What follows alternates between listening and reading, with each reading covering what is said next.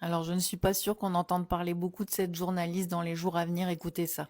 Je n'accepte pas l'idée qu'aujourd'hui on déclare que Israël a le droit de se défendre alors que c'est Israël qui attaque, c'est Israël qui a l'arme nucléaire et c'est Israël qui se comporte de façon guerrière avec tous ses voisins. Enfin, Israël attaque le Liban, Israël attaque la Syrie, Israël est en train de commettre un génocide à Gaza. C'est aussi Israël qui a été attaqué le 7 octobre. D'accord, on peut pas écrire toute l'histoire à partir du 7 octobre. D'abord, le 7 octobre, ça a commencé avant. Je veux dire, le problème palestinien n'est pas le 7 octobre. Il est antérieur au 7 octobre. Et depuis le 7 octobre, ça ne donne pas le droit à Israël de se comporter comme elle se comporte. Avec tous ses voisins et avec les Palestiniens. Ils sont en train de commettre un génocide, on ne va pas l'accepter. On ne peut pas l'accepter. Nous ne sommes pas en train de devenir des rhinocéros. Moi, je ne veux pas devenir un rhinocéros. Je ne vais pas accepter de devenir quelqu'un qui soutient un régime génocidaire et qui est en train d'accepter que Israël fasse régner son ordre guerrier partout. Il ne partout. s'agit pas d'ordre, on est dans un... Justifié d'aller bombarder le sud de Beyrouth. Aujourd'hui, je vous parle en termes, Pardonnez-moi, pardon, on va baisser d'un ton. Je suis désolée, on va baisser d'un ton, on va revenir. On ne peut pas accepter que Israël conduise la guerre partout autour d'elle. Du coup, c'est une journaliste spécialisée au Moyen-Orient. Elle a vécu là-bas plusieurs années au niveau de Gaza.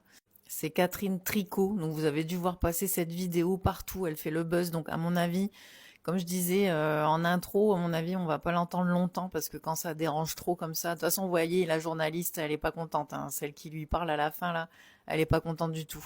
En tout cas, c'est une dame digne et de grande valeur, je trouve.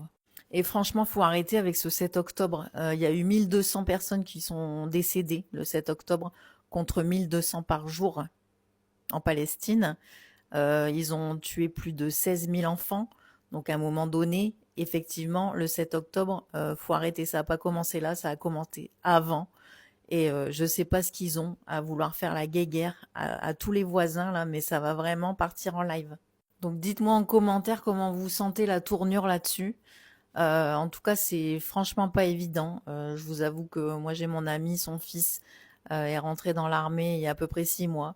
Et il va partir en mission pendant 4 mois au niveau du côté d'Israël. Il est complètement dépité. Et moi aussi, franchement, ça me fait mal au ventre quand on sait ce qu'il y a là-bas. Mais c'est l'armée. Il n'y a pas le choix. Donc, dites-moi en commentaire ce que vous pensez de cette dame, surtout. C'est ça le plus important. Force à tous les parents qui ont un enfant qui part à l'armée et qui va forcément aller pas du bon côté, parce que pour moi, c'est pas le bon côté. Je suis côté humain, mais là, force est de constater que ça commence à craindre. Après, je dis pas, hein, c'est Netanyahou qui décide tout ça. Je pense qu'il y a beaucoup d'Israéliens qui sont pas d'accord avec, mais qui sont obligés de subir.